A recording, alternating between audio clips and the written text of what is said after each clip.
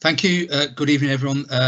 Officers and members, welcome to the Place Scrutiny Committee, Wednesday the 21st of October. So we'll go down the agenda. Item 1 is fire evacuation and health and safety procedures. Well, as you're all in your own homes, I'm sure you've taken responsibility for that. Item 2, Ian, declarations of interest. That's for members. Any members who have any, please, Chairman. Oh yes, thank you. I'll take that as there's none. Ian, this is definitely for you. Any urgent business? No, Chairman, no. Thank you very much. And apologies for absence. I've none submitted, no, Chairman, unless there's any from the floor. And we'll pause a moment just to see if there's any. And there's none in the chat. Right, thank you. So next item is the minutes of the last meeting, which were enclosed. I think we need to propose and second those, I believe. Correct record, please, yes. Yes, as a correct record. Thank you. Can we have a proposer? Thank you. Thank you. Seconded, Chair. Thank you, everyone. Excuse me. Right. The next item is the committee work programme, which we've approved previously. Thank you, Chairman. It's the standard report to this meeting. Yeah. It sets out the agreed work programme for the remainder of the municipal year until next summer. It is subject to review as we go along, and the next meeting of the committee is planned for December. Thank you. And item 7, just before we get on to that, I just wanted to make a few comments about the presentations. We are very lucky actually to have both presentations tonight. There was talk last week that we might not be able to have both due to well, COVID and all the officers being really busy dealing with COVID issues and all that sort of thing. So I'm very grateful to the officers for putting a lot of time and effort into this. But I do apologise to the members for them being late, but I hope you appreciate the amount of work that's involved in putting these presentations together, and they try not to impact on the work that they do on a day-to-day basis. So I am very grateful for that. On the presentation as well, I don't know if you've all seen the email from Kelly Hopkins, just to remind us not to circulate the presentation. There will be another one, I'm sure, sent out to you with certain details not in. So without further ado, we're going to have a report from the Director of Finance. Now, if anyone wants to make a comment, and this is what I usually do, put your in the comments that you want to speak. When I've noted it down, I will put a like on it so you know that I've seen that you want to speak, and then there's no doubt in your mind that you're on my list. So I will now hand over to doing the Director of Place report, Q1. Thank you, Chair. The report, it covers the whole of the Directorate of Place. The department's projecting to overspend by £459,000 at Q1. The main variances are highways, planning and corporate property. The variances that I reported last year, so the same theme again for this year. The key financial findings can be found on page 3. That's further broken down on page 5 by portfolio. And then finally on page 11, the service specific findings are there. I'm happy to take any questions. So if anyone has any questions, now's the time. Thank you. Councillor Peel.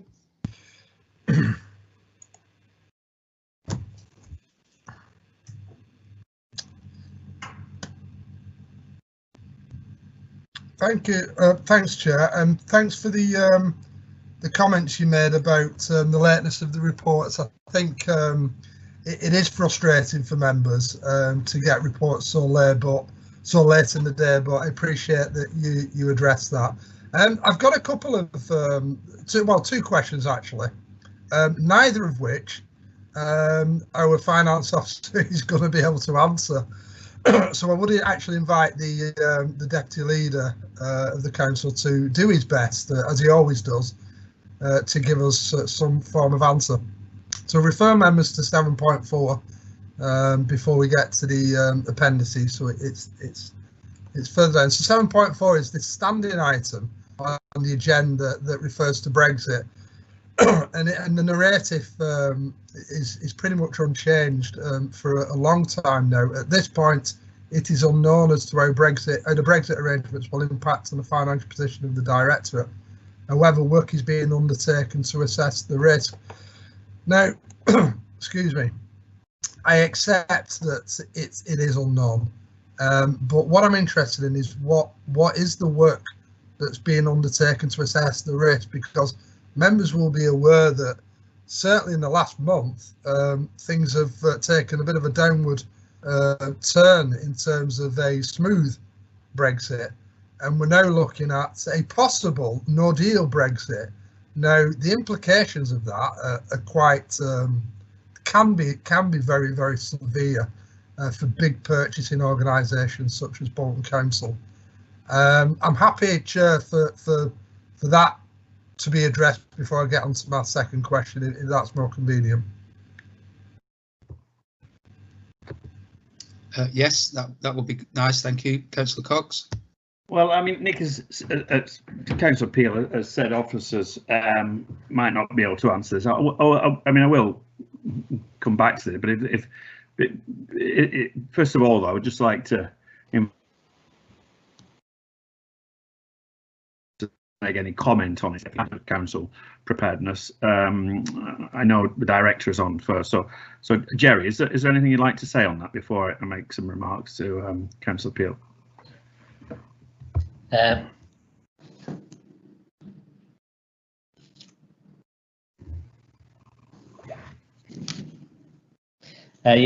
Yes, Leader. Sorry, Deputy Leader. The Directorate has been working with GM now since we knew about Brexit and about what was happening on a GM-wide basis to assess the impact of Brexit, both on the economy, on local companies, and we within our finance team have been looking at the potential impact on the purchase of services and so on within the Directorate. I don't think we have got any idea of what that exact impact will be, because until we know what the terms for exiting are, it's difficult to be precise about that. But we have modelled some, with GM, we've modelled some estimates of what the kind of worst and best and worst case scenarios are. We have got nothing that would indicate that from a council point of view there would be major impact on our businesses. Our existing contracts would not change. New contracts might change depending on tariffs, etc. With regards to the economy as a whole, then there would be some dislocation within in the economy if there was a wide-scale application of tariffs. Those companies who depend on exporting goods into the EC or importing goods would have to adjust their business model to take account of that. But again, we've not been able to quantify that, what that impact might be across the whole of the borough.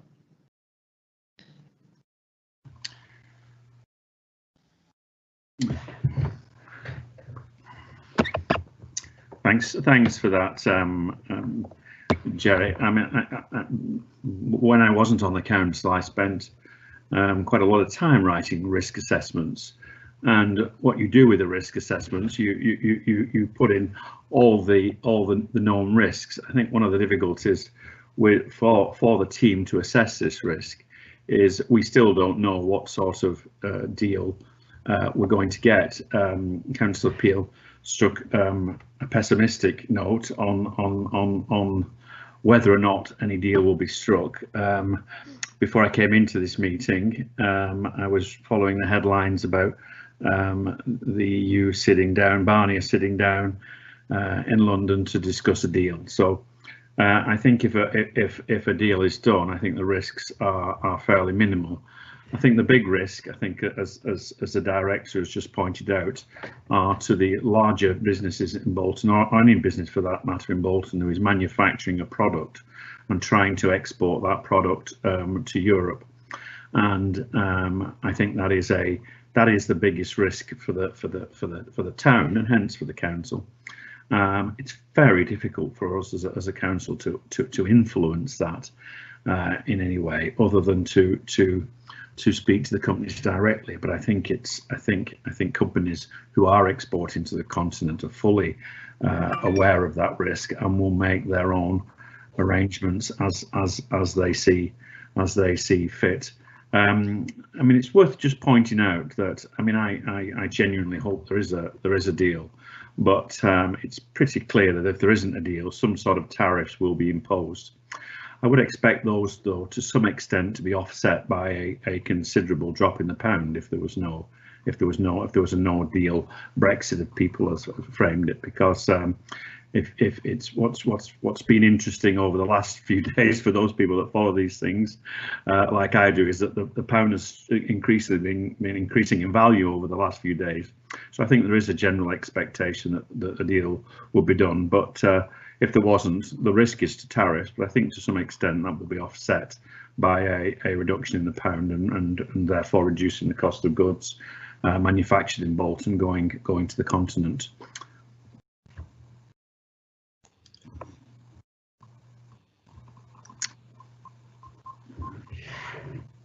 Councillor Peel. Yeah. Can I thank Jerry and Councillor Cox for doing the best to argue what is, I accept, a very difficult question. I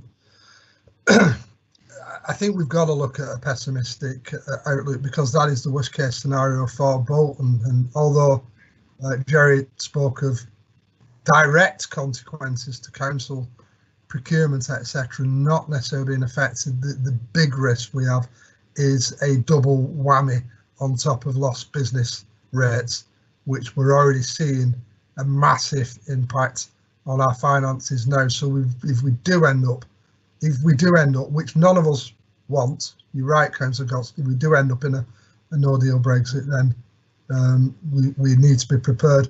I'm pleased that it's been described, some members have been informed that the work has been done, and there are best and worst case scenarios being worked up. I would ask that because this is obviously quite topical after COVID, I would ask if the deputy leader or the leader indeed is prepared to share these scenarios with members, because I think that would be very useful for us all to understand the situation. My second question then is, just bring up the presentation. So it's at 7.7, the financial impact of COVID. And again, I'm not expecting officers to answer this. So if Councillor Cox wants to stay on the screen, that would probably be better. It should be noted that COVID pressures across the authority are expected to exceed the government funding that has been made available to date.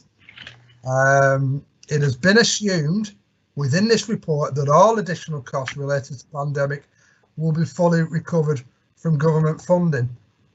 So my question is quite simple. I don't think we're going to get full COVID costs given to this council or any other council. I think the COVID costs from government are covering some things, some of the obvious things, but not covering any of the knock-on effects. And I'm not even mentioning loss of income from the airport at this stage. So that narrative says to me that if we don't get full recovery of in-year COVID costs, then the financial report of this portfolio and all others will get a lot worse. Point number one. Point number two, I'm sure I don't need to say this, but I'm sure Councillor Cox, Councillor Greenhalgh and others will be doing their level best to lobby and influence the government to fully fund this council for its COVID costs, because after all, they did say I'm not saying anything unreasonable here. They did say right at the start of the pandemic that no council would be out of pocket as a result of COVID. Well, so far, that is not true. So they either pull a rabbit out of the hat and help us with our horrendous financial situation, or they eat their words and say, sorry, we got it wrong. You will be out of pocket as a result of COVID. And I'm sure on many, many levels, Councillor Cox agrees with what I'm saying. So it just his view on that would be welcome, Chair. Thank you.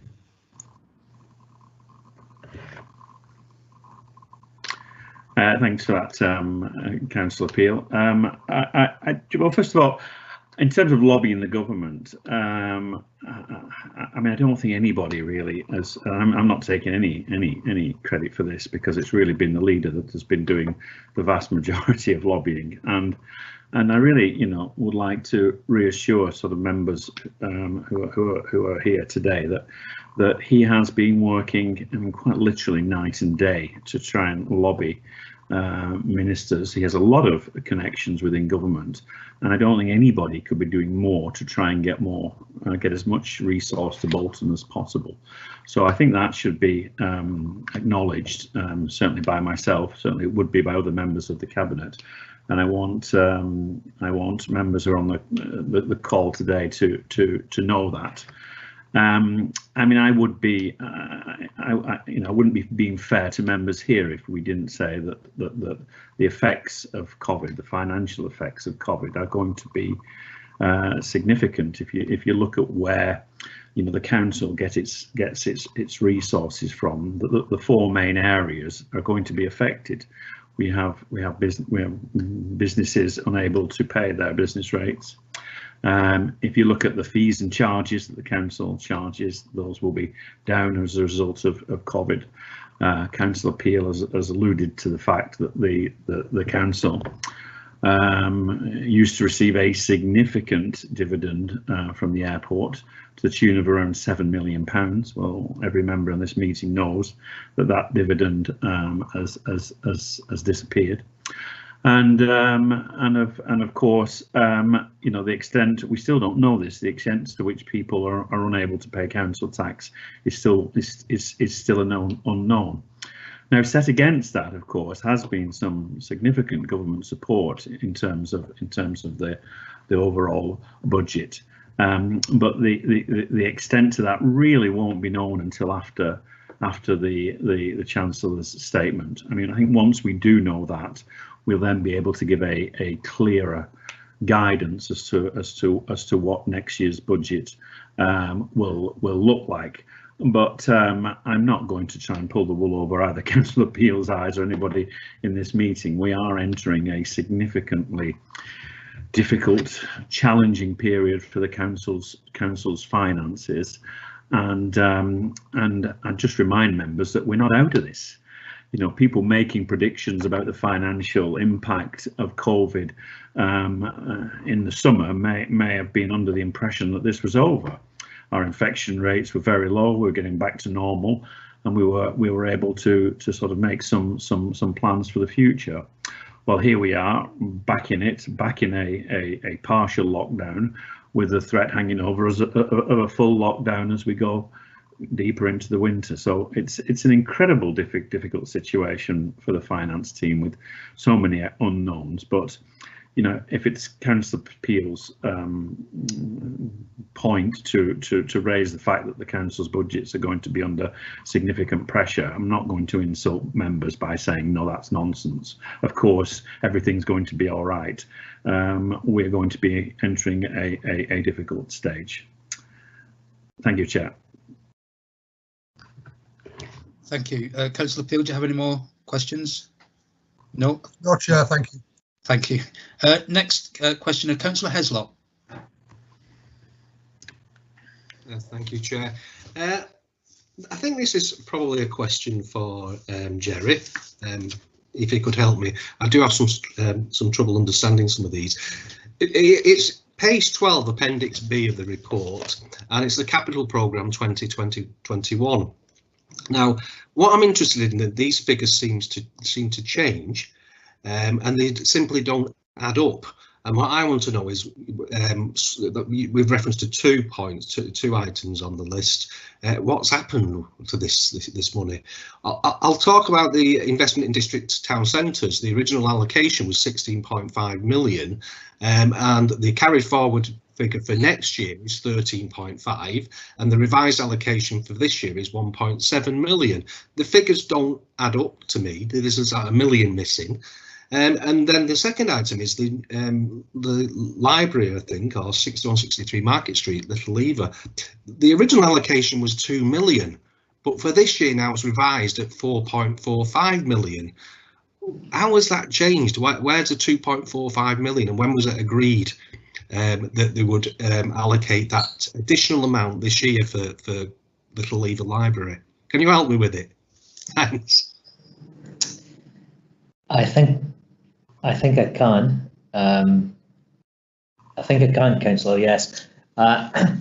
So the starting with the library, the Little Lever, the additional costs relate to the additional costs of the project. The original amount was an indicative budget that was set by previous administrations, I believe, in the capital programme. As you go through the project and you refine your costs and designs and get estimates, etc., very rarely would that initial estimate hold. In fact, with the Little Lever Library, substantial additional costs were incurred. Some of them as a result of planning conditions that were put on the building around flood alleviation, etc. The end result is that the building has cost a lot more than was originally anticipated, but all of the additional spend has been approved via our normal approval process. So if there's ever a requirement to increase spend on a project, it goes through the executive cabinet member portfolio, and there would be an approval decision, made to allow that budget to increase, and that would then be reflected through into this report. On the town centres and the fact they don't add up, I think I might need to get Janet to help me out on this. But I think it's to do with the fact that the original allocation is a budget line, whereas the revised allocation is what we intend to spend in 2021. The allocation being the total spend allowed for district town centres, the revised allocation being the amount that we anticipate spending in this year, and indeed in the actual amount in Q1, and that 16.545 million will drip through into future years' budgets as and when it becomes apparent what that money is to be spent on. Am I correct with that, Janet? You may want to confirm if I've got that right. I think I have. Thank you, Jerry.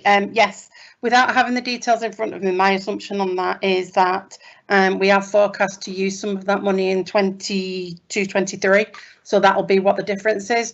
But if members will allow me to take that away and check, and I'll come back to you and confirm that. Yes, that would be great. Thank you very much.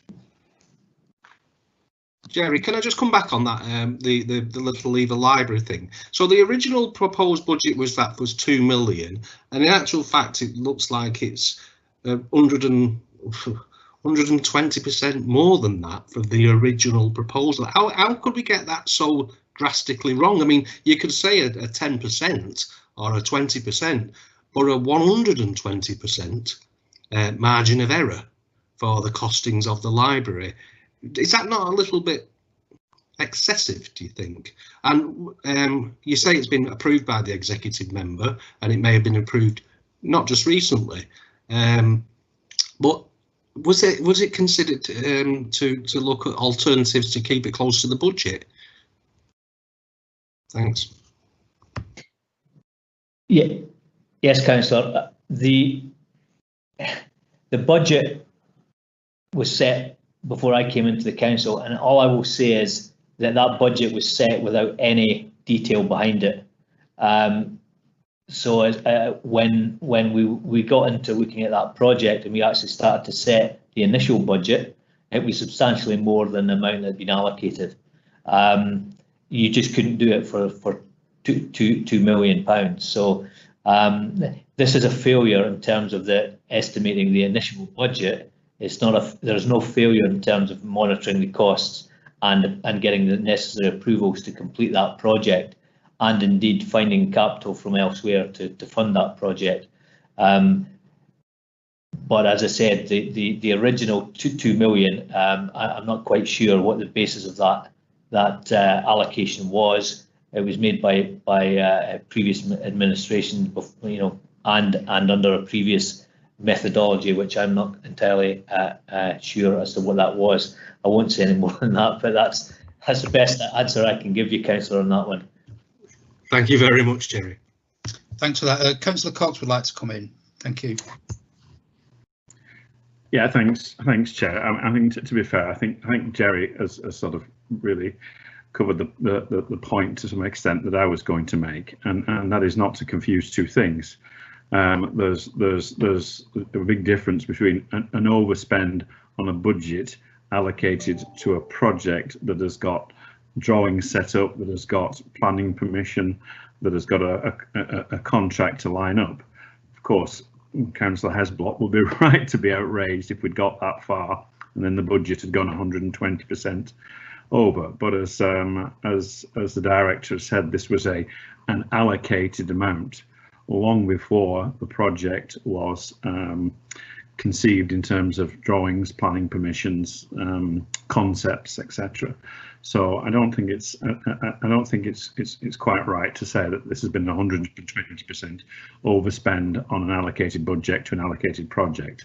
It's simply an amount that was set aside for a library and health centre at Little Lever that proved inadequate for the project as set out by the architects, planners, etc. So it's might seem like a pernickety point, but there is quite a big difference between the two, and I just want members to be aware of that. Thanks, Chair.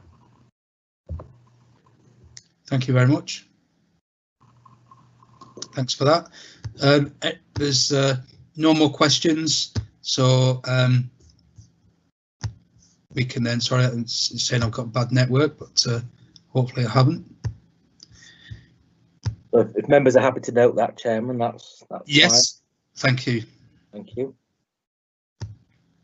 Right, so now, excuse me, we move on to item 8, which is the first of our presentations, regulatory enforcement activities. And for those members who are looking at their own presentation, it starts at slide 21.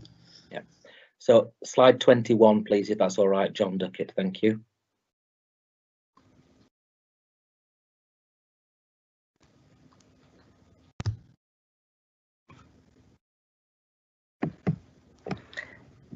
Shall I do a brief introduction, Chair? Sorry, it's Kelly Hopkins. Yes, please. That would be very great. Yeah. So just to update members, obviously, I think this has been about the busiest time on record for staff within regulatory services and licensing. As members will be aware, Bolton has had to respond to. I think once we go into Tier 3, this will be the fourth set of guidance that our hospitality trade in particular have had to respond to over the last 6 months. So we've got a bit of an overview of the activities of the team. As I said, a very, very busy and challenging time for the team, but also we recognise that it's been a very challenging time for our local businesses as well. So I think it's licensing up first, Liz, I think. I'll probably get this wrong now, so I'll hand over to, oh, it isn't, it's Andy, beg your pardon. I'll hand over to Andy Bolton, who'll take you through the highlights of what his team have been doing over the last few months. Thank you, Chair. So going back to the initial lockdown period in March, during the initial phase, the regulatory services team undertook frequent observations in response to reports of non-compliance regarding businesses. This approach resulted in advisory phone calls in large volumes, warning letters being issued for non-essential businesses that continued to operate despite being ordered to close by the government. Some examples of those businesses are on the left-hand side, such as vaping businesses, hairdressers, mobile phone stores, massage parlours, clothing stores, second-hand businesses, pound stores, tattooists. It was difficult because the team were working at home at that point to undertake observations, so we had to use one of our assets, which is a CCTV vehicle. We had an officer driving around in that and was able to park up in key locations and film businesses while they were actively operating. And this information was able to live stream back to officers who were undertaking the investigations so we could establish the facts. So it was a very useful tool in our investigation process. We did have cause with one chain of vaping stores to close them down, and we had to use prohibition notices to do that. They tried to get around the rules by saying there was an essential supplier selling food and toilet rolls and such. But clearly, you know, they was trying to breach the actual rules that have been set by the government, and we had to step in and take more firm action. Next slide, please.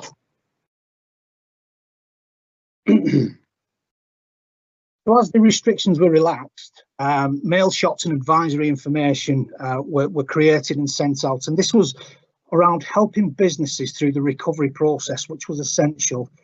As I've mentioned, there was letters, information booklets, posters. These was all specifically designed by members of the regs team and sent out to the sectors, such as supermarkets, mini markets and convenience stores, where we were receiving large volumes of complaints around non-compliance.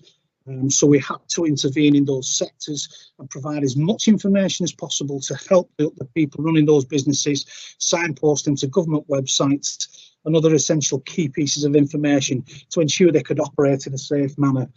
There was essential and non-essential retail, takeaways, cafes and restaurants, stores that chose to close. We had to ensure that when they reopened, it was done in a safe manner.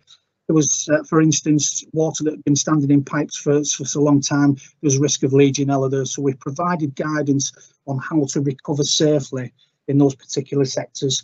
Hospitality, barbers, hairdressers and close contact services.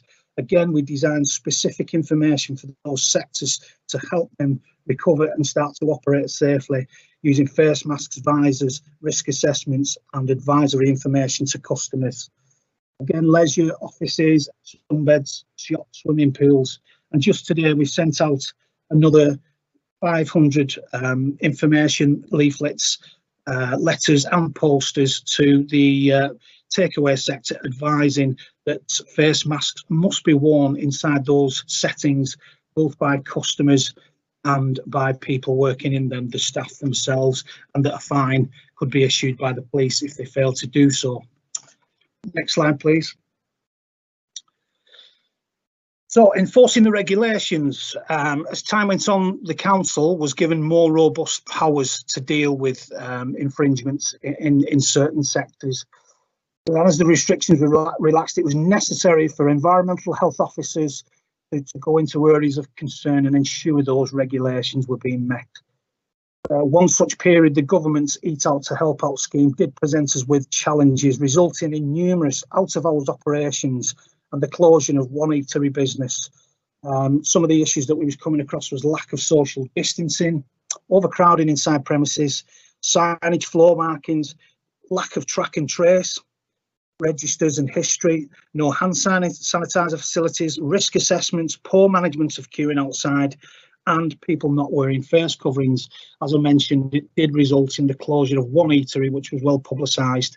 And I think Bolton was one of the first authorities to take that step and use the closure notice that had been provided. Since then, we've had to administer that process on two separate occasions, one to a solicitors where there was large numbers of people working in that particular setting that were infected with COVID-19 and had continued to go to work with the risk of infecting many other people. There was actually 50 people worked in that particular call centre.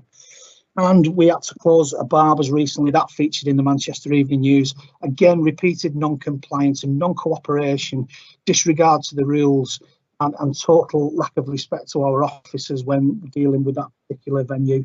So we had no choice but to go with Greater Manchester Police and close that business down after we'd evaluated all the information. Next slide, please. The joint operations with Greater Manchester Police throughout this period have been crucial. Daily meetings are taking place between Bolton Council, Greater Manchester Police and other key partners such as public health, community safety and some of the major housing providers. The objective of these meetings is to share intelligence, update partners on activities undertaken over each 24-hour period, and they take place 7 days a week and even over the weekend periods.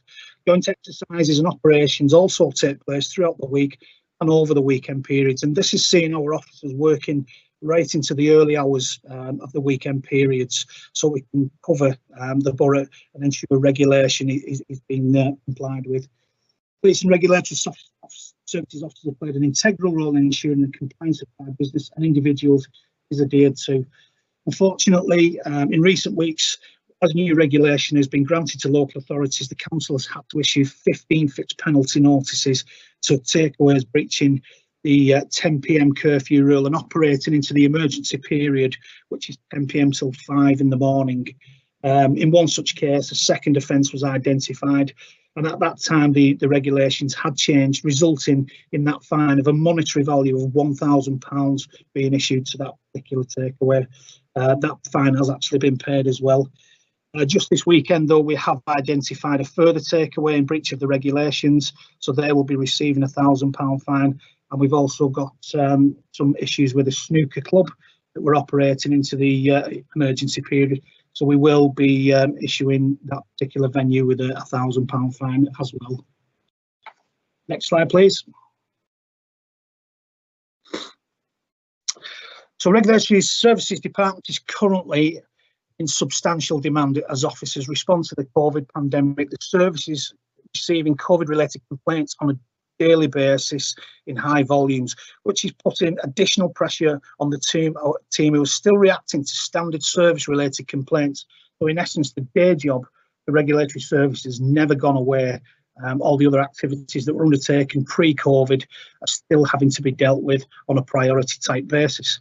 The team are also responding to local outbreaks where site inspections are necessary to ensure that the spread of the virus is contained, and such settings as Park Cakes, Hennigan's pub on Berry Road, and NWAS, which is North West Ambulance Services call centre, have all or will be receiving these kind of inspections due to high levels of confirmed cases in those settings.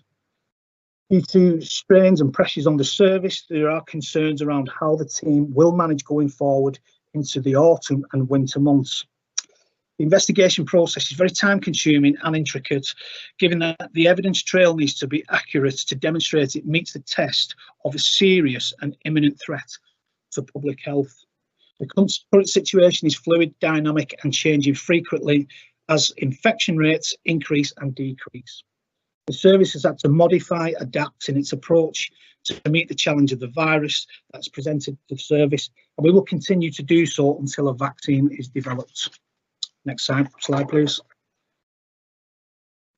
So I've just got some statistics, and there are some licensing statistics mixed in with this as well. So it just shows you how busy the team has been. So we've sent over 2,160 emails to business advisory emails, backed up with telephone calls, again, just short of 3,000. 230 warning letters to businesses advising, that they must become compliant or more firm and serious action may be considered. Prohibition notices issued to businesses, asking them to close or change the way they operation. Prosecutions initiated. We have one at the moment, and that was a takeaway that was operating in the emergency period, refused to accept a fixed penalty, aggravated circumstances. So naturally, we proceed to prosecution. Direction notices to close businesses. We've had to issue 3, but I'm anticipating as we go on, there could be a chance that more needs to be issued. Final warnings to close businesses, 7, such as barbers, tattooists and eateries have all received those kind of warnings. As I mentioned, 15 fixed penalties and 2 more in the pipeline to be served. 880 visits to premises, and mail shots now, with today's mail shots, has exceeded 7,000 communications that have been sent out to all business settings and sectors across Bolton. And that's the regulatory services section completed. Thank you very much for that. Do any member have a questions? Right, coming in thick and fast, Councillor Fairclough. Thank you, Chair. Really, I just wanted to say thank you for the presentation. It's the second time I've seen it, and it just gets better, really. And also to say how grateful I am to the department for all the work that they've been doing. And it isn't just my gratitude, but I've had a number of businesses that have contacted me to say how pleased and delighted they were with the help and advice that's been given to them by the department. They've been working under huge pressure, and they have been working really tirelessly, I have to say. And unfortunately, I feel probably it's an ongoing thing for them at the moment. It must be a little bit like Groundhog Day, you know, here we go again. But I'll happily answer any questions if I'm able to. But I just wanted to say thank you so much for what you're doing. Thank you. Thanks for that, Councillor Fairclough. Councillor Weatherby. I don't know whether you can see me. I'm having a little trouble with my internet. Some of the emails I'm getting are regarding face masks in supermarkets, and people's concern is, you know, people actually adhering to that.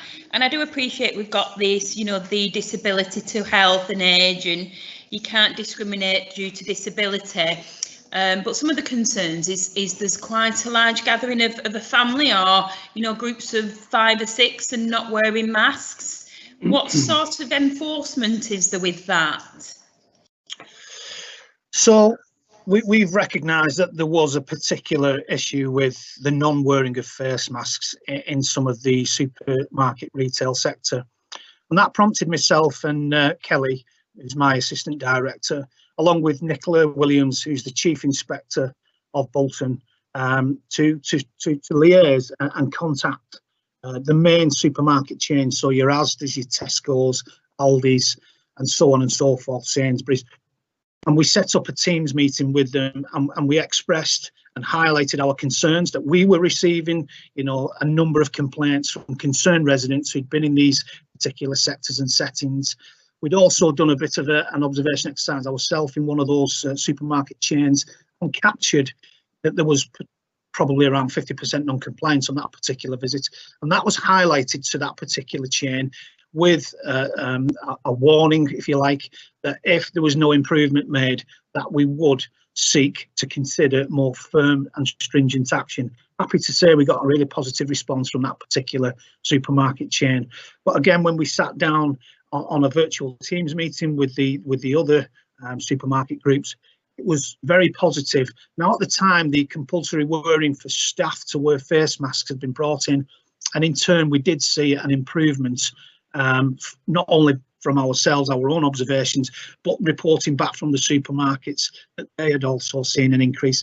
I understand there are still isolated cases where people are still not wearing them. We encouraged supermarkets to put marshals on the doors, to offer face masks, signage inside in stores to say that face masks were worn, and also to put tannoy announcements out. I am aware that the police have done sporadic visits to some supermarkets, and there have been fixed penalty notices issued in those particular situations. The issuing of fixed penalties for face masks, I might add, is a power that lies with the police and not the local authority, unfortunately. As much as I would like to have that power, it is down to Greater Manchester police officers and the police service in those particular situations to issue fines. Thank you. Thank you very much for that. Councillor Weatherby, do you have any further questions? No, that's absolutely fine, and I just want to reiterate, Councillor, is our thanks and gratitude, and I appreciate it is a really difficult time for you guys as well, and you're under immense pressure, but just thank you. Thank you. Thanks very much. Next person to speak is Councillor Evans.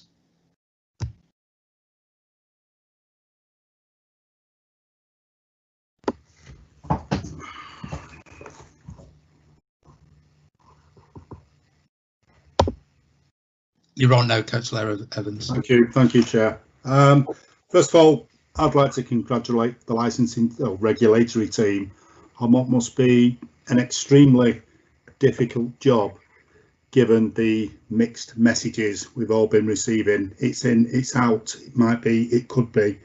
particularly in terms of the supermarkets. I have many colleagues who work in supermarkets. One of the biggest kind of observations I get from those staff off the shop floor is they're really struggling to advise the customers that you need to wear a mask in the store. Now, I am a mask wearer. I will wear a mask, so I haven't got an issue with that. But what I would say is that the complications this is bringing to the ordinary shop workers is astronomical. In my view, it is the store's responsibility. They employ security, detectives, whatever you will call them. And for me, I would like to see them taking more responsibility and less emphasis on the staff, because we need to keep the staff safe who work in those supermarkets, because if they catch the virus and they go down, there'll be no staff on duty. So I understand your predicament in that we haven't got the effective enforcement powers as an authority, and it's down to the constabulary. That's great, but what measures do you suspect that we could bring forward? First of all, to encourage the supermarkets to take, the managers I'm talking about and the shop owners, to take more responsibility and less emphasis on the staff, because at the end of the day, they're the ones like yourselves that tend to take the flak from the customer. It's nobody's fault. We are where we are with this virus. And for me, I would like to see more of a role from the proprietors of these stores in supporting their own staff, and possibly what measures we can do to help yourselves to empower you to make your job easier. Thank you, Chair. Sorry, Kelly, did you want to come in? Is it okay, Chair, if I just jump in here? Because actually Councillor Evans has kind of hit on some of the points that we discussed directly with the regional reps of the local supermarkets. Now, Yeah, when we had that meeting, we were still top of the shop, if you like, in terms of local restrictions. Our stats were through the roof. And so the meeting we held with the supermarkets was within that context. So we raised the issue about, I suppose, some of the simple solutions that ourselves and GMP had identified, so that you do install a door marshal, that you do offer face masks to customers, that there's someone on the door that will challenge a customer if they're trying to access the store without a mask. And I have to say, we were pushing on an open door with some of the supermarkets, and certainly at that point, I think Morrison's, Asda and Sainsbury's had all introduced door marshals. They'd all looked at, I know Asda and Sainsbury's were issuing masks to customers. However, some of the other supermarkets, we had a bit of a mixed bag. So there was the issue that they raised. Obviously, we were in the throes of absolutely, our stats going through the roof at the time, and there was real concern about community transmission. So I suppose, in some respects, we were asking for a special case to be made for Bolton. What they said was that obviously, because they were national providers, anything that they did on the local level would then need to be replicated across all of their stores for consistency. And so they felt that would be problematic for a number of reasons. There was one particular supermarket that actually shared some statistic with us in terms of assaults against staff and also verbal abuse of staff. And I think there was a collective feeling in the room that their staff weren't sufficiently trained to be able to challenge members of the public, many of whom would be unreasonable and in the worst case scenario would become violent. And I also understand they shared at that meeting that actually there'd been discussions at a national level with government about government trying to encourage the big national chains to take responsibility for enforcement of masks, and there was a massive pushback nationally from all of the chains, with one bringing the barristers along to that particular meeting. So just in terms of your proposal that supermarkets themselves become the enforcer, if you like, for masks, it was something that I think the general feeling was it wasn't something that was practical or safe for them to do. But again, in terms of some of the easier stuff, again, they agreed to improved signage. A lot of them agreed to have staff that would be on the door and would be, not challenging people, but certainly engaging with customers as they came in. And it was a really productive meeting, as Andy said. But in terms of what we would have wanted, I think in an ideal world we would want and still would want door marshals on every front door. But unfortunately, you know, we haven't achieved that, although we've had some level of hit rate.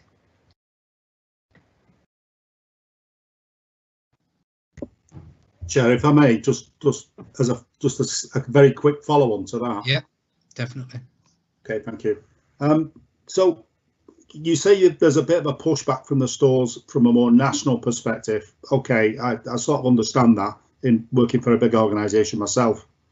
So is there anything that we could do as an authority to, I don't know, maybe make a recommendation to these stores that we anticipate and expect them to play an active role, a more active role? Because the last thing I want to see is a person in the aisles stacking the shelves being confronted by a customer over a mask. I don't think that's right. You know, I fully support what you're saying, that we should have door marshals. And is there anything we can do as an authority to bring that forward, to bring it to focus? So I don't know, I mean, over to you guys.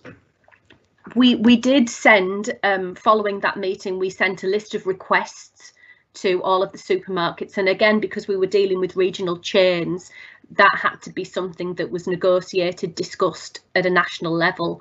So as I say, we did get some hits there, but I think again that was on the back of it becoming a national policy in terms of reintroducing door marshals. In terms of anything that we can do, and it's quite interesting actually, because one of the things the supermarket said was, well, we just need a police officer on the door or in the store. Well, if you can imagine how many supermarkets we've just got in Bolton alone, that, you know, and we know the kind of shortage of you know, officers we have within the council and within Greater Manchester Police as well. Whilst it might sound like a solution, it's not a realistic solution in terms of the resource issues that we've got at the moment.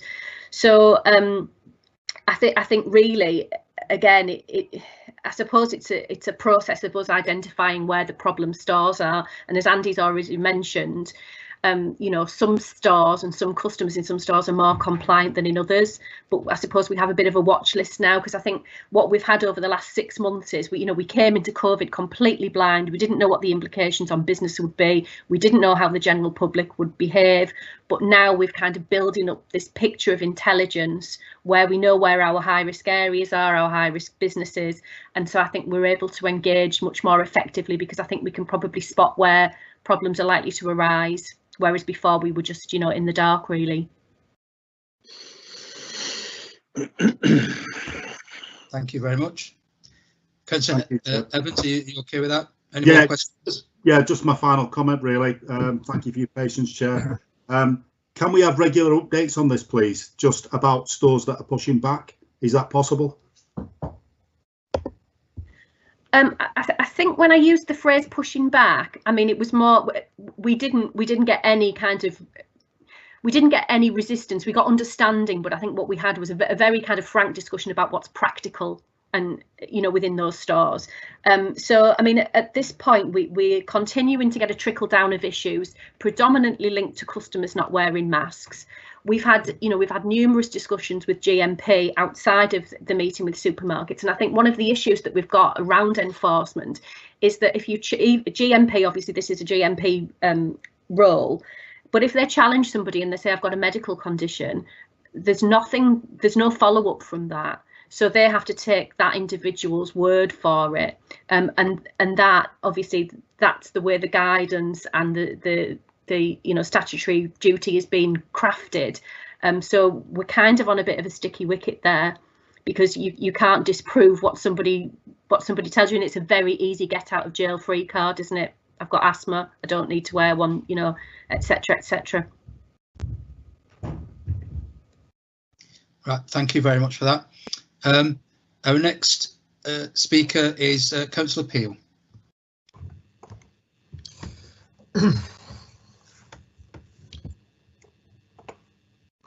Thanks, Chair, and I just want to come in on the end of that conversation, which was really interesting. I think we are where we are with it. You know, there are people with medical reasons as to not wear a mask, and there will be people who will pretend they've got medical reasons. to not wear a mask, and you know, there's not a lot can be done about that. But I think we're talking about the ignorance, the COVID deniers, the people who just refuse to have any consideration for anybody who's around them.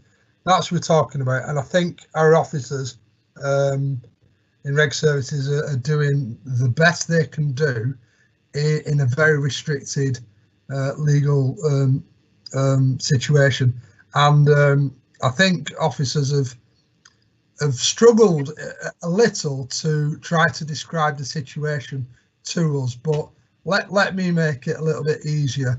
Asda, Morrison's and Sainsbury's have been named as being very, very willing to get on board. The Mayor of Greater Manchester a couple of weeks ago publicly named Tesco as being a problem supermarket. Now, if that is no longer the case, fair enough, but that's what the Mayor of GM said a couple of weeks ago, and it is unacceptable for supermarkets who have not seen their custom or their profits crashing not to be doing all that they can and take on the responsibility. And I'm really pleased the supermarkets I've visited in the last week, so you have seen a noticeable step up in getting back to the situation we were back in March and April. It's unacceptable for any other supermarkets to bring in barristers and legal representatives to what should be constructive meetings and to be demanding that the state actually provide a policeman on every door. Not acceptable at all, and they should be ashamed of themselves to actually attempt that type of nonsense. That's my first point. My second point is to echo what's been said already. None of us have anything but massive admiration for Reg Services for what it's doing. Amazing, and yet again, time and time again, we see the most efficient part of the public sector, i.e. local government, it is the most efficient part of the public sector, responding to these types of crises after suffering 10 years of cuts. Now, Reg Services is doing a tremendous job under the conditions we're in. Can you imagine if we hadn't have endured 10 years of cuts, what more of a job Reg Services could have done? Can you imagine how well looked after people of Bolton would be if their staffing was at the levels that it should be? And it only ever takes a crisis to actually bring the stark truth home that you cannot continually run councils on a shoestring, because once it's challenged, once the circumstances out there shift, things start to creak. Because if things carry on getting worse, as they are at the moment, there's going to be gaps appearing in enforcement because we simply physically are not able to do it. So I would like to extend my sincere thanks to the officers who have given the presentation today and all the staff. It is amazing what you achieve on the resources that you've been left with. Thank you. Thank you, Councillor Peel. Thank you very much. Our next speaker is Councillor Fairclough. Yes, me again.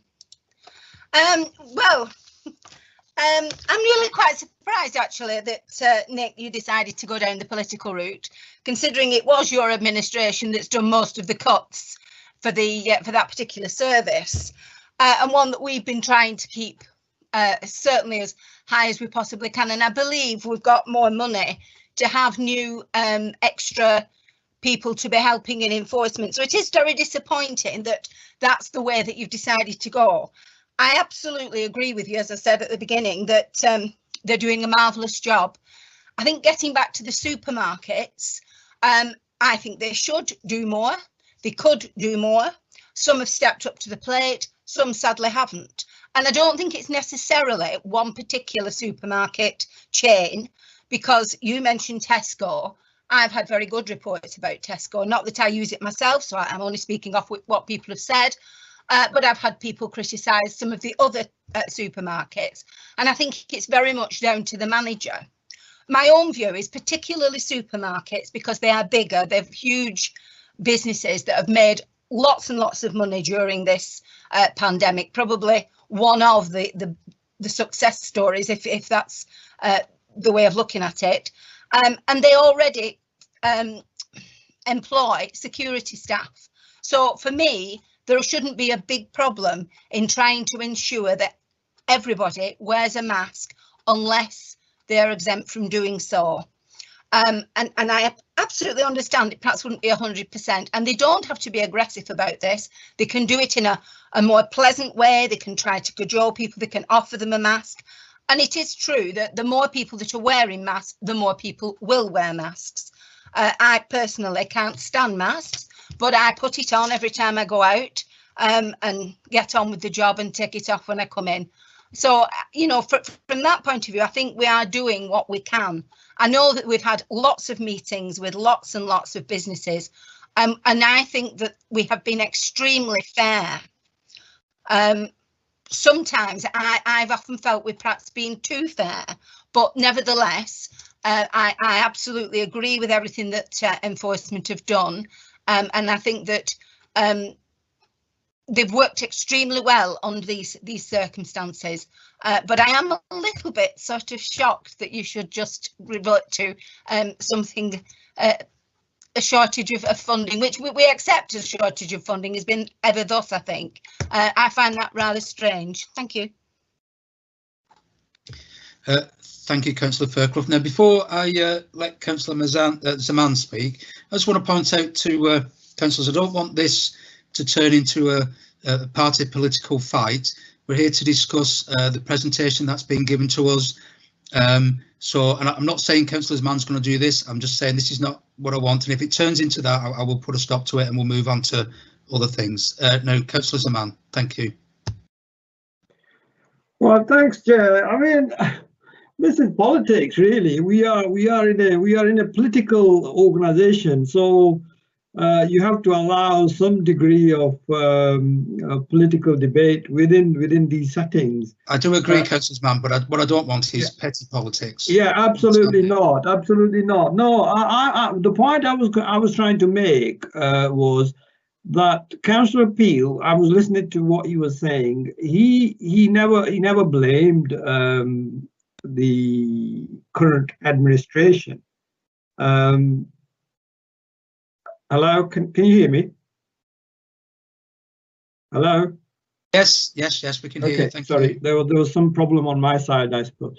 The issue really is that historically we were pushed, when we were running the council, we were pushed into making these cuts, very unfortunate cuts in relation to our staff by the central government. Now, if we use the same principle, can Councillor Fairclough guarantee us that we will not lose any more members of staff? And I bet she can't, because this is the nature of the beast that we are dealing with. So I think you can't blame the previous administration for making these cuts. These cuts were imposed on us by a Tory government. So that's all I wanted to say. Thank you. Thank you very much, Councillor Zaman. Next to speak is Councillor Dean. Could I just answer that as he asked the question to me? Certainly, Councillor Fairclough. Sorry, Councillor Dean. No, it's quite all right. Thank you. I think the answer is, as far as I'm aware, for the foreseeable future, we have got extra funding for extra officers. So from that point of view, I can guarantee that we'll have extra officers. But at the end of the day, seeing as how you brought it up, you weren't forced into making cuts in this sort of area. You chose, that was the area you chose to make the cuts. It may have been a difficult choice. It might not have been a choice you really wanted, but in the end, you made that choice. Thank you. Just to clarify, Chairman Kelly, there is still another speaker on this particular presentation, isn't there? On number 8. There is. I can't hear Kelly, sorry. Yes. I think she was nodding. Sorry, yes, there is. Yes, there's the other half licensing. Thank you. So I'll ask Councillor Dean to come in, as he indicated. Thank you.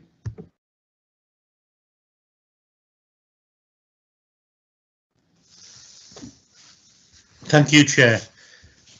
You'll just have to bear with me. I'm just having some issues with my IT. Well, you're on live now. Yeah, We can all see fine. and hear you. That's great. Yeah, I'm really somewhat surprised at both Councillor Peel and Councillor Zaman. They've gone down the same route as you know, the Greater Manchester Mayor, Andy Burnham. Yes, Councillor Zaman, we are in it. We are in a political arena, but it needs to be a political arena of maturity, not immaturity. I don't think anybody can promise anything with these unprecedented times. We don't know what's around the corner. For somebody to say that can you guarantee anything at the moment in this political world is absolutely, you know, shocking. People can make assumptions. I know you've said that you had to make decisions because of what central government did 2010 onwards, but we say that central government had to make those decisions because of what your government did prior to 2010. So, you know, this debate is no longer valid. We live in a different world now. We should congratulate the team that have done really well on these issues over the last few months, and we should back them up as far as we can. Thank you, Chair. Thank you very much, Councillor Dean. Right, we're not taking any more questions or political sparring points on that. I think we'll go on to the next part of the presentation. So let me just get my agenda. And so I think it's the licensing side. Yeah, sorry, thank you very much.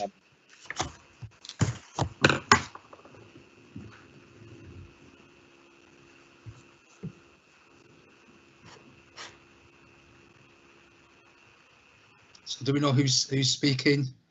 Liz will be coming in, so Liz is just going to take us through again the highlights of the licensing activity in response to COVID. So if John, if you could just pop the second bit of the presentation up, please. Yeah, it's on its way. Okay. So could we go to the next slide, please?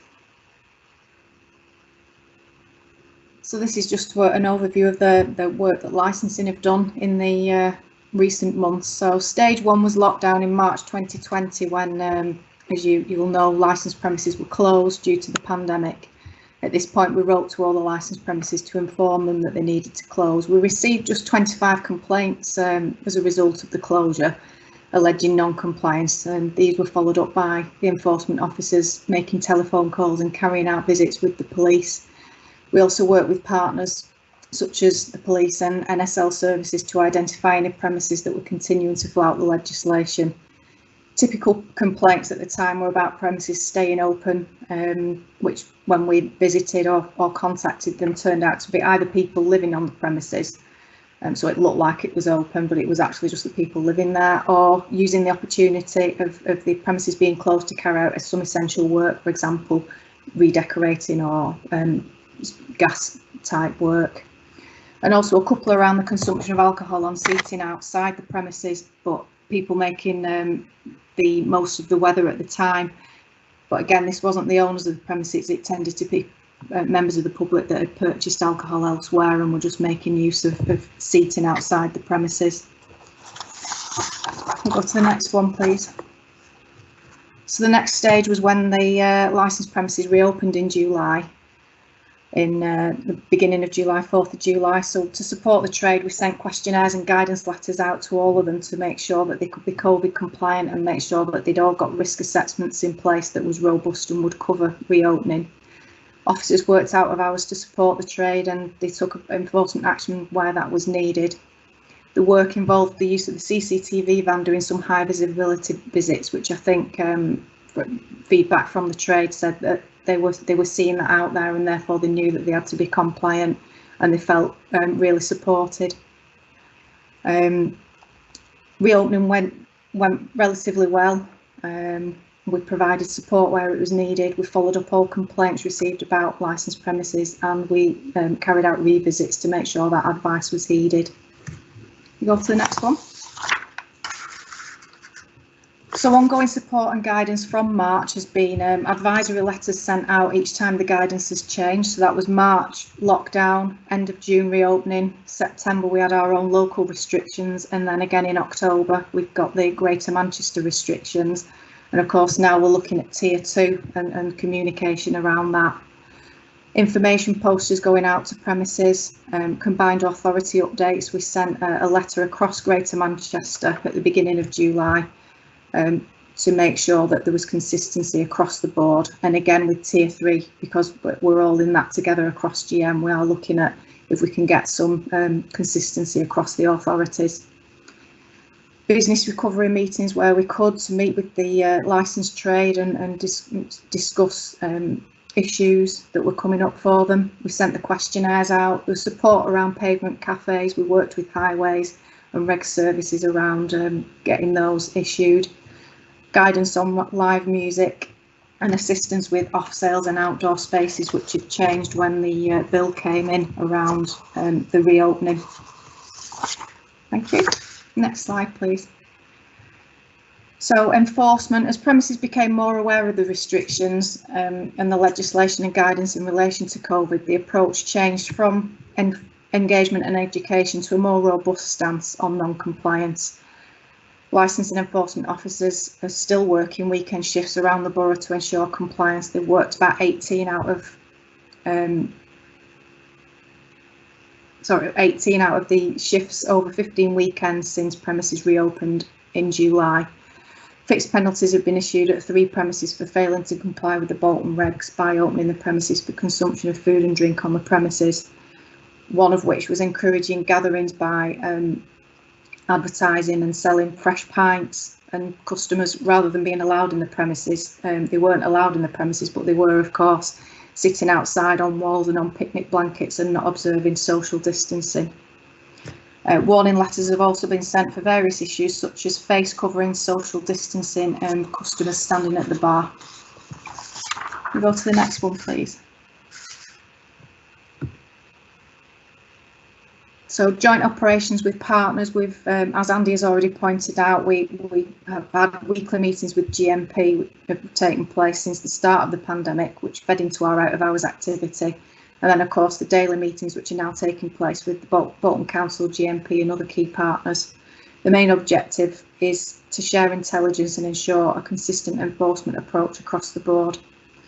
We've worked closely with various other partners such as Reg Services, Environment Agency, and this isn't just in relation to licensed premises, of course, like Andy again pointed out, the day job still needs to be done. So we've worked on other important licensing work such as 3 bespoke days and a week of action in relation to scrap metal recently.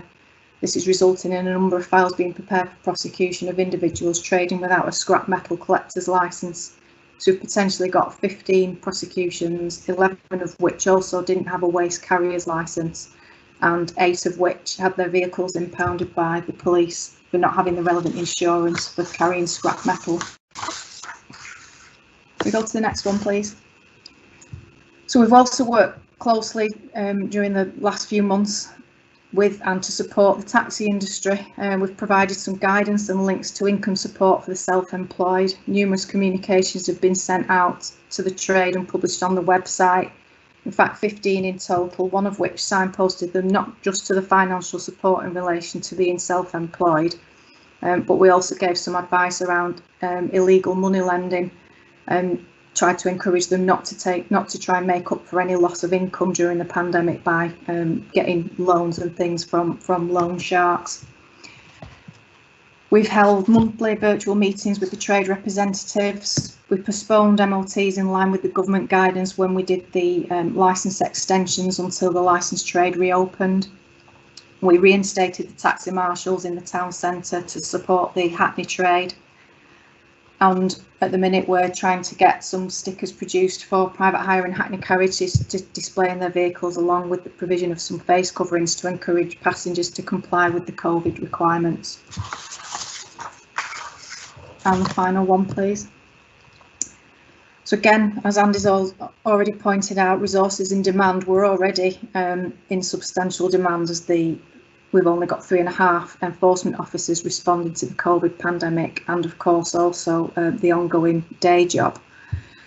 We've received about 170 COVID related complaints and inquiries since lockdown, and they've carried out over 300 visits to ensure compliance. Typical complaints and inquiries that we've received over the last few months have been premises opening when they shouldn't, how to interpret the legislation, social distancing issues, track and trace, non-wearing of face coverings, what the guidance is around live music, and the use of outdoor spaces. So this is putting real pressure on the team, who are still reacting to the standard service related complaints, submitting prosecutions, referring matters to committee, and working with partners and other ongoing matters. That's the presentation. If you've got any questions? Thank you very much. I'm just give members a minute or so to see if they want to speak. If you do, please write speak in the chat.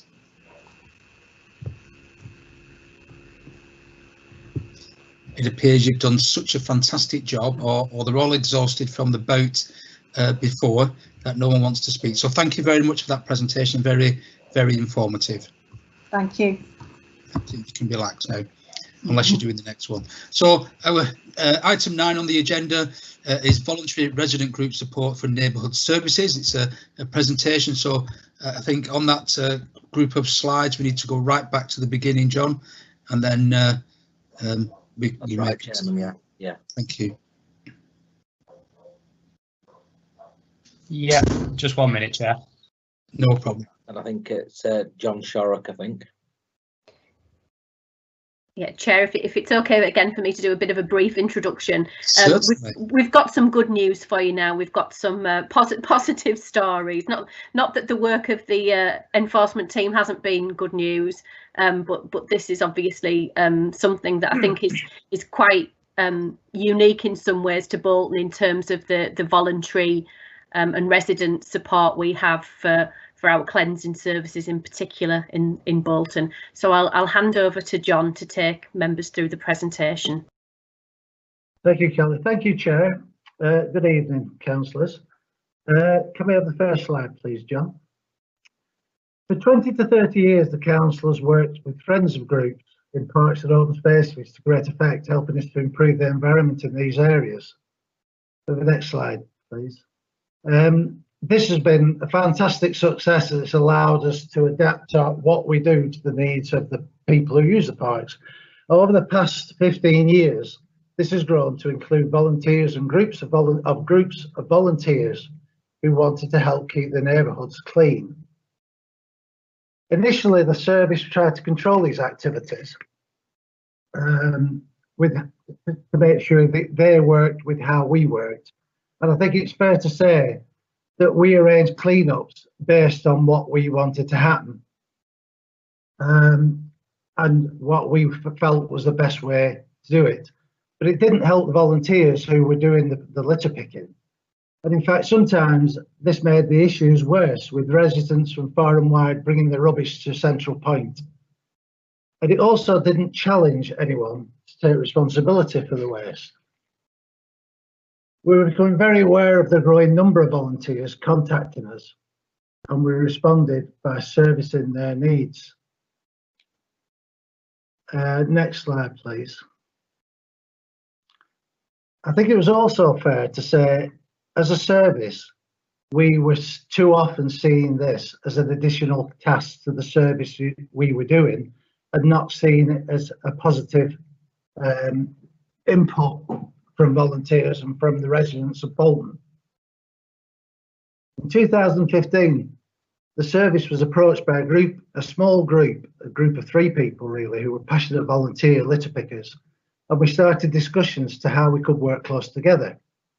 They understood that we had a lot of volunteers and we had groups, and how could we coordinate this better. In 2016, the Green Umbrella Group was formed by the volunteers, aiming at motivating and encouraging existing volunteers across the town and helping new litter picking groups to form. In 2017, behaviour change funding allowed the service to appoint a volunteer coordinator to help the groups, and be a central point of contact for the growing number. And it also linked it to the new behaviour change approach we had for service delivery, where we were linking enforcement into the cleansing service. So it linked through volunteers, the cleansing service and enforcement. And we've had some fantastic outcomes from that. Green Umbrella's mission statement is quite simple. It's to act as an umbrella organisation which recognises and supports volunteers and community groups who look after the environment in Bolton. Green Umbrella isn't a council group. It is run by the volunteers, for the volunteers, and we help it, we assist it, and we enable it.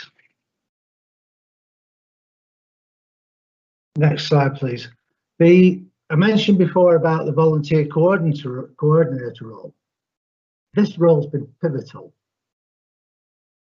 not only in assisting the emerging Green Umbrella group, but it also helped to coordinate the groups, to develop risk assessments, to conduct training, to risk assess the areas that they were looking to work on, and to deliver equipment and oversee the new activities.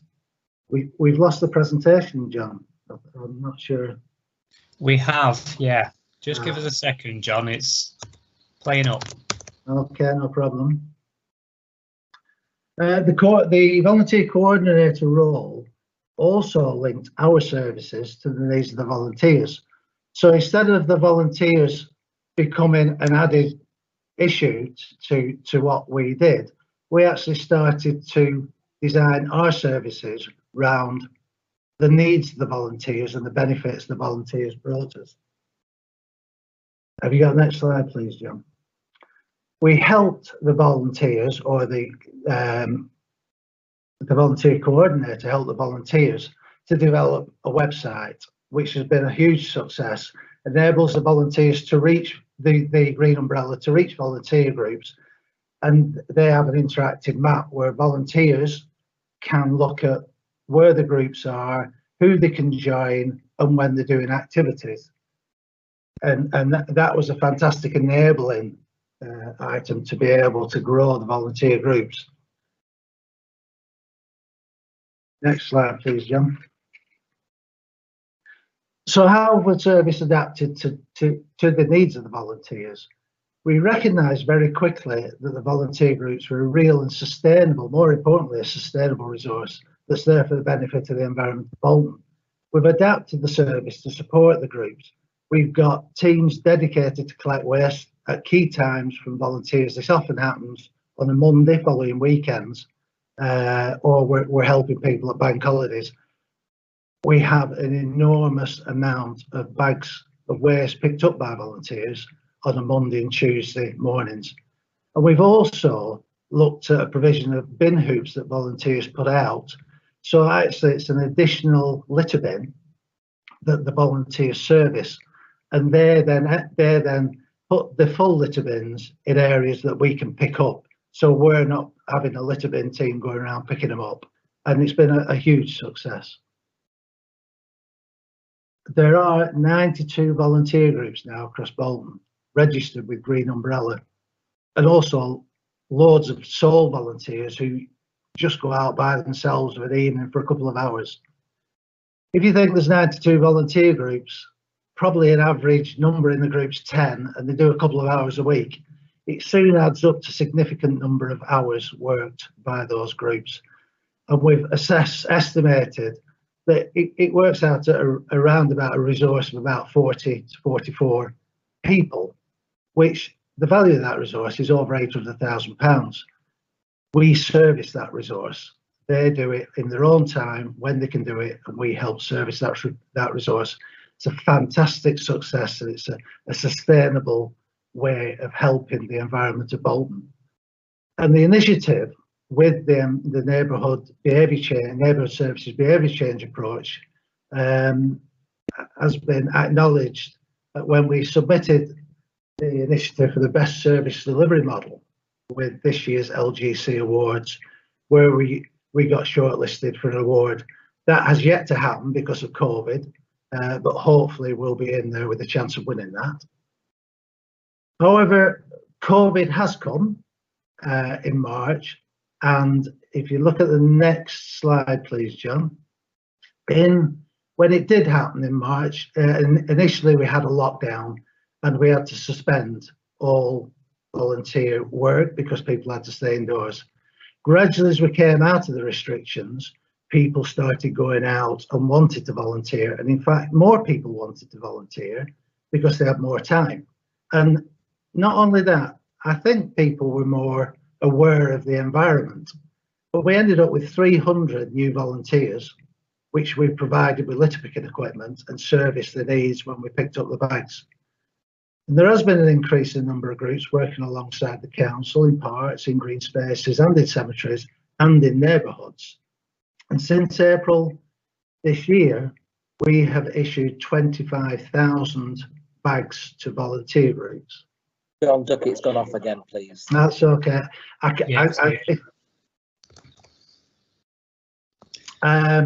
In September this year, even with the ongoing COVID restrictions, we are picking up 200 bags a week from volunteer groups. It's been a huge success and it's lasted throughout the COVID restrictions. And we're working with Green Umbrella on a week by week basis to see how we can keep that going and improve the sustainability of the initiative. And I think that's the end of my presentation, although I can't see it. And if anybody's got any questions, I'm happy to answer any questions. Thank you. Thank you very much for that. Yes, we've got a few people, councillors wanting to ask questions. So our first speaker is Councillor Warren. Thank you. Thank you, Chair, and thank you for the presentation, John. I just want to say a massive thank you to Barb and Eileen at Green Umbrella, who do an absolutely fantastic job, and also as well the volunteer coordinator, who they all love. They absolutely all love Andy, and all they say are good things about him. I myself, obviously, I have my own group that I'm a member of Bolton Green Umbrella, and I'm a member of a group with Bolton and Green Umbrella as well. So it's not just obviously the litter picking, which is fantastic, but it's also the conservation groups, the cemetery groups, as John said, as well, the friends of groups. We have an absolutely amazing community in Bolton that want to do the best for Bolton, and I'm so proud of each and every single person that is willing to put their hand up and say that they're willing to help out. Obviously, if we all did our little bit by not throwing our rubbish on the floor, it would not be needed as much. But unfortunately, we're in a position where these volunteers are absolutely invaluable to our town. And I just want to say a huge thank you, and a huge thank you as well to the team for supporting this and for recognising the need that they need support to deliver it as well. So thank you very much, and that's all I have to say. Thank you. Okay. Thank you very much for that, Councillor Warren. Our next speaker is Councillor Brady.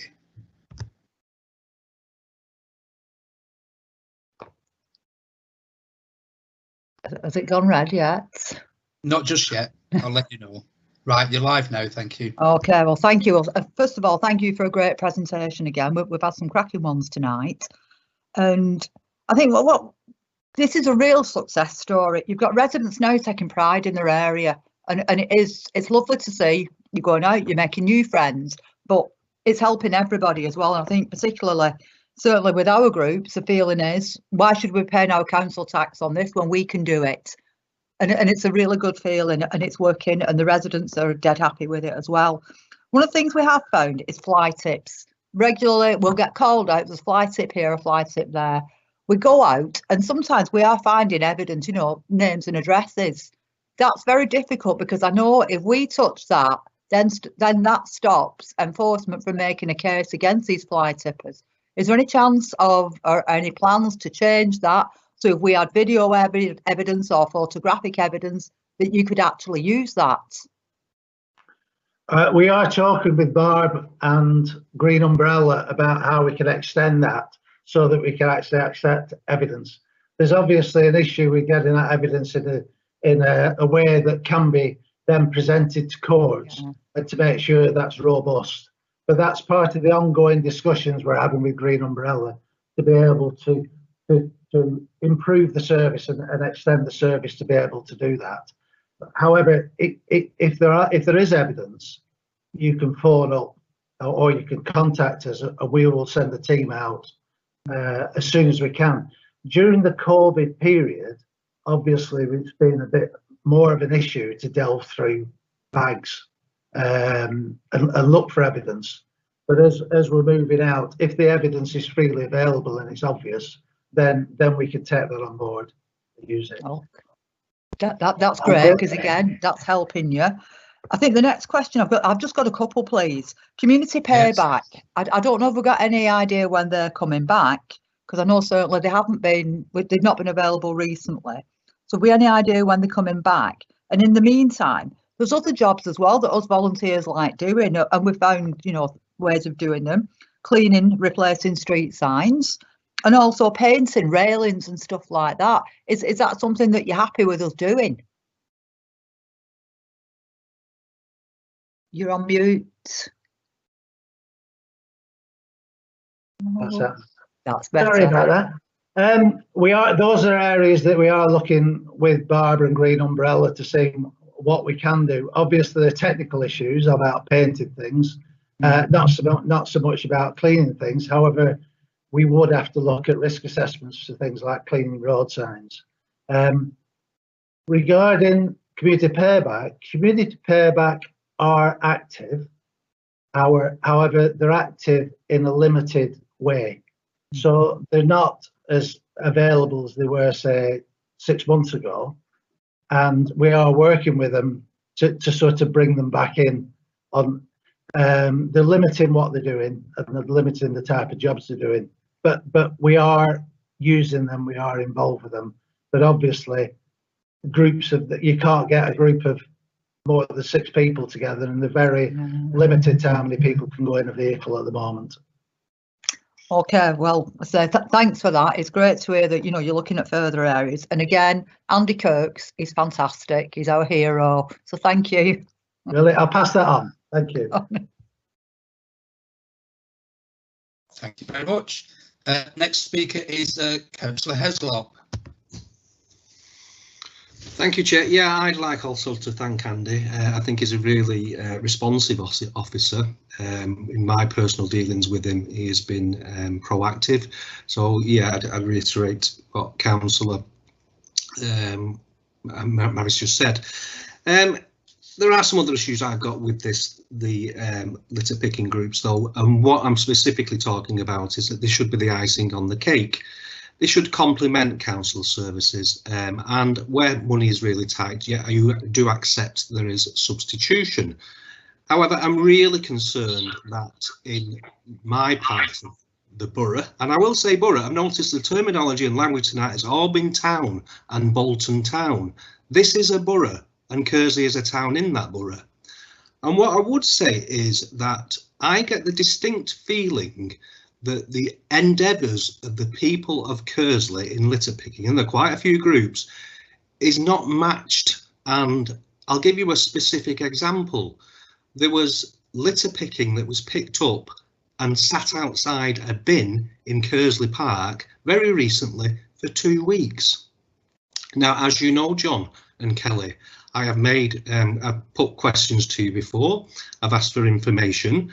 I'm not so sure whether the Kearsley, because of the geographical extremity of the town and the ward, is resulting in as if the litter pickers are doing the council's work, and all of it.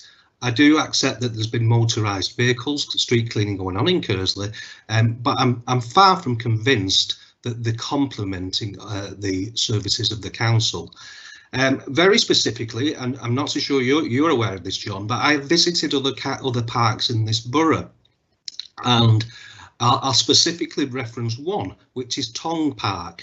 Now, I've visited that along with fellow councillors on different occasions, and looked at the service being given to that park. Now, I do recognise, or I've also been informed, that they have a group of litter pickers, along with the litter pickers in Kersley Park. But there's something going on, and I think we need a fundamental audit of what's actually being cleaned in this borough. It may well be that we've had proactive councillors in the past, you know, or there's been a certain amount of apathy amongst other councillors in wards, but I get this distinct feeling that in our part of the borough that we are substituting an awful lot of the work of your section or of your department, and I really feel that it should be complementing the work of the council. Okay, look forward to your comments on that. Thanks. Chair, if it's okay if I come on that, I mean, Councillor Heslop, if you've got specific issues around cleansing standards within your ward, perhaps it'd be something that would be best to take offline. If that would be acceptable to you, rather than us to kind of have a lengthy debate or discussion here. Kelly, this is as I say, it's the complementing the services of the council rather than substituting them as a whole. That is the point of my comment. You know, it's great that we've got the litter picking groups, wonderful. But as I say, if that is a case that we're actually just completely substituting the council's work in Kersley and that work is being done elsewhere, then I think it's something that needs looking at and addressing. Well, perhaps, as I said, if we can discuss that offline rather than in this meeting, I think that might be a more productive use of the time left that we've got today, if that's okay with you, because obviously there are detailed issues that are just specific to your ward. And so you're giving assurances that that is not the case then, Kelly, that any of the efforts is in Kersley by the litter pickers is receiving a fair amount relative to the other wards in the borough of the council's services? I think what I'll need to do is to speak to John to look at the programme, the cleansing programmes that are in place in Kersley, have a discussion with John, and then if us three can get together to discuss your concerns, I think that will be the best way forward, if that's acceptable to you. Yeah, it is. Okay, thanks.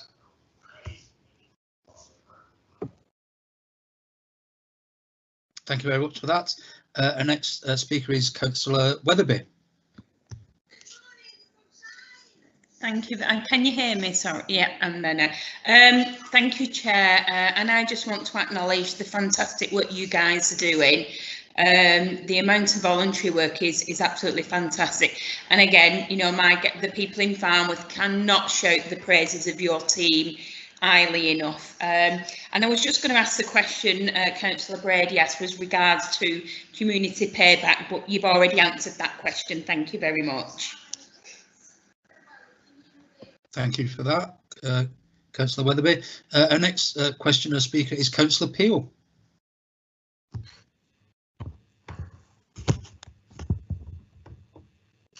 Thanks, Chair. I'll keep it short because obviously we've still got a bit of way to go. But in some respects, I want to echo what Councillor Heslop has said. It is a fundamental point that he raised.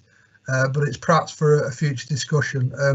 Councillor Warren and other members of the Lead Party should not be surprised to understand that there's not a cigarette paper between my attitude towards this and her attitude towards this. Voluntary sector work, community work in the borough is absolutely a vital part of society. You know, there are no ideological differences there.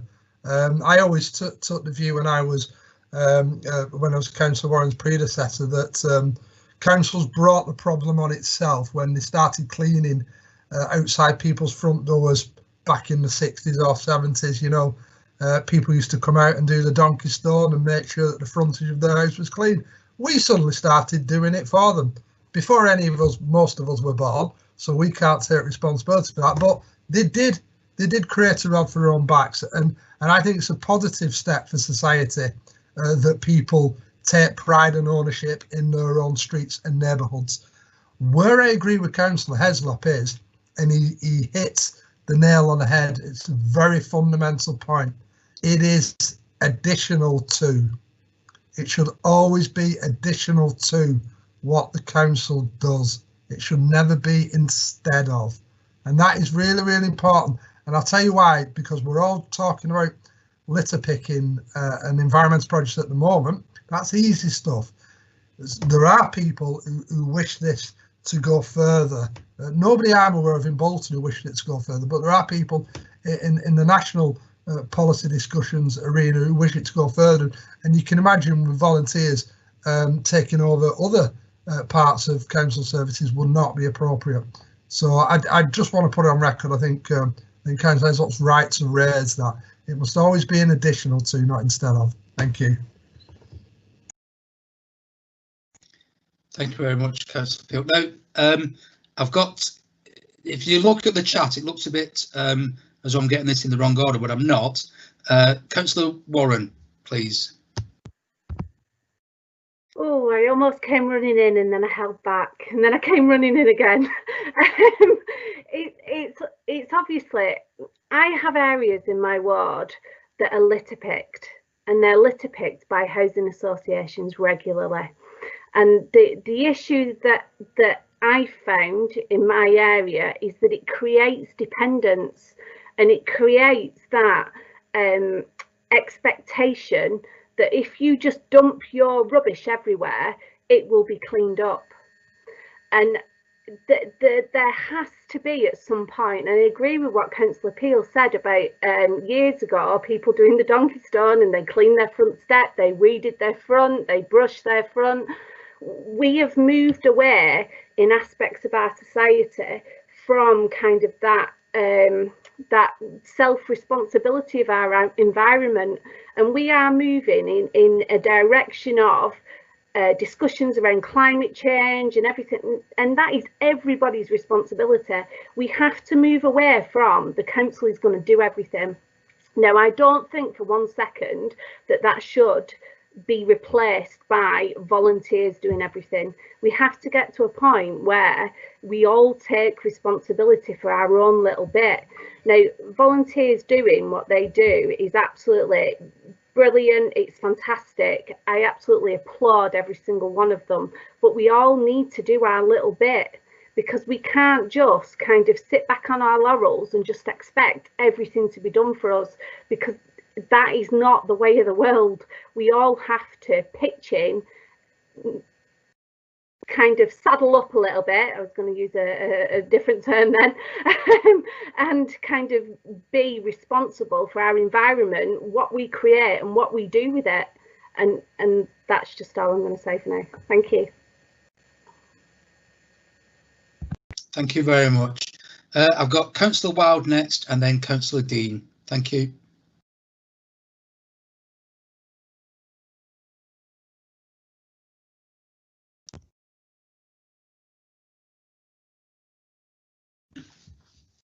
Okay, can you hear me? Yes, you can hear you. You're not gone live yet, so just pause for a moment. I'll wait for the red line. Indeed. Yeah, sorry, Paul. I just lost your video for a second there. And you're live. Thank you. I lose it all the time. Right. Thanks, John, for your presentation. The work that you do is incredible as a team. With all aspects, and it's a wide and varied portfolio that you're dealing with. I've got to say that it's a bit of a dichotomy, really. The first part of tonight's presentations have involved perhaps residents and people, businesses, anybody you mention who have flouted the COVID rules and regulations and advice that are given to them, and some of them quite willingly and openly just ignore any advice that you give them. And then now we're in heaven now, because we're talking about people who will go out in the pouring rain and pick up somebody else's litter, which is magnificent, and it's grown so much over the years. I mean, I've been a councillor now since 2011, and in that time, litter groups sprouted up. Obviously, they were accelerated with the Green Umbrella.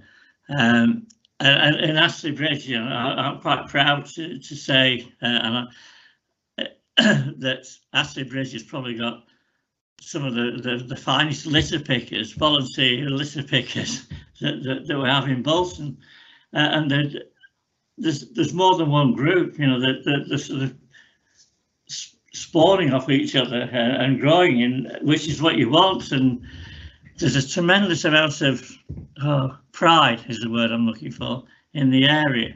And they'll go into other areas. You know, they go, if there's somebody having a problem, I don't know, I won't mention names, but if there's a problem in another area, the litter pickers in Astley Bridge will go over and help out. And likewise with litter pickers from other areas will come and help out with us. So it's a long and it's all I want to say is that the yes, I know you said it should be helping towards, you know, it shouldn't be doing the main part of the job.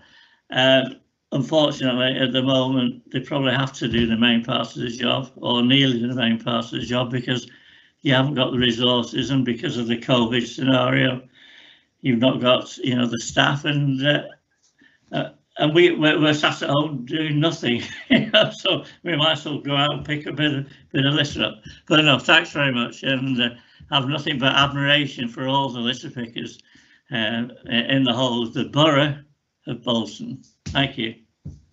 Thank you, Councillor. Yeah, thank you very much, Councillor Wild. And our last speaker at the moment is Councillor Dean.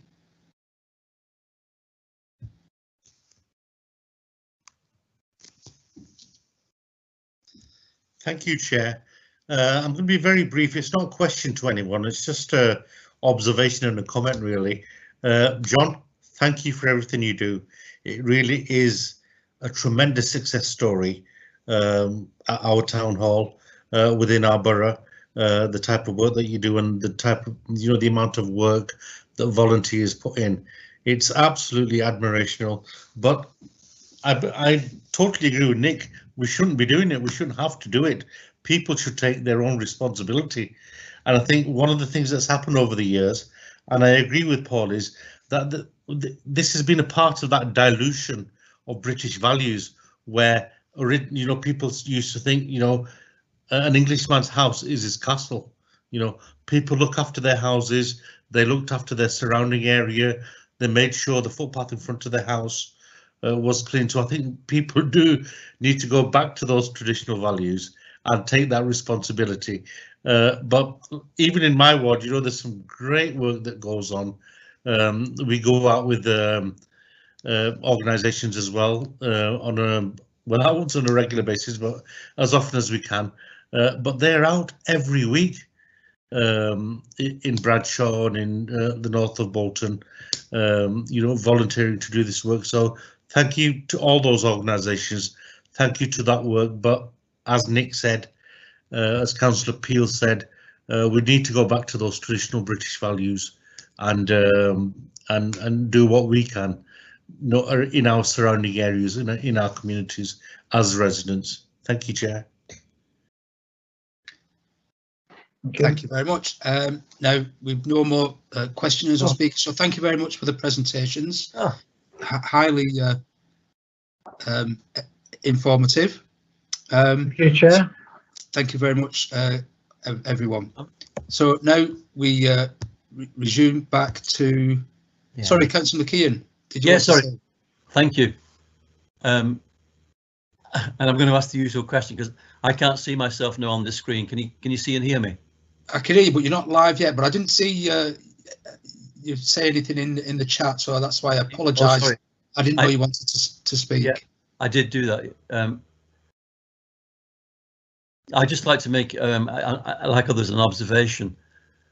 In my ward, there are some areas that do not need litter picking at all, and there are other very small areas that do need a lot of litter picking. And the difference between those two types of areas is affluence. And I think we'd find in the borough that is the case. There are certain areas where litter picking is almost unnecessary, other areas where it's very necessary. So affluence has got something to do, and we need somehow to analyse this. Deprivation leads to many consequences, and one of the consequences is this despoiling of the environment. I also think we have to be careful about being overly nostalgic. Councillor Dean mentioned going back to British values. Of course, there has been a value in cleanliness, and at the end of the 19th century, beginning of the 20th century, a large part of the population, to some extent, educated in churches and Sunday schools, were very clean, and they had this idea of, you know, cleanliness is next to godliness. But even in those times, there are areas where this was not the case. So there have always been in our society areas of great cleanliness, people concerned about their environment, and equally there have been areas where that is not the case, and it's related to deprivation. And the biggest problem in our society is lack of equality. When we sort out the problem with inequality, we'll sort out the problem of environment. Thank you. Thank you very much for that, Councillor McKee. Just to let you know, apparently your speak did pop up, but it was probably from another chat rather than this one. And I apologise to our presenters. We've got another speaker. Councillor Warren wants to come in. Thank you. Yeah. I can't. Thanks, Chair.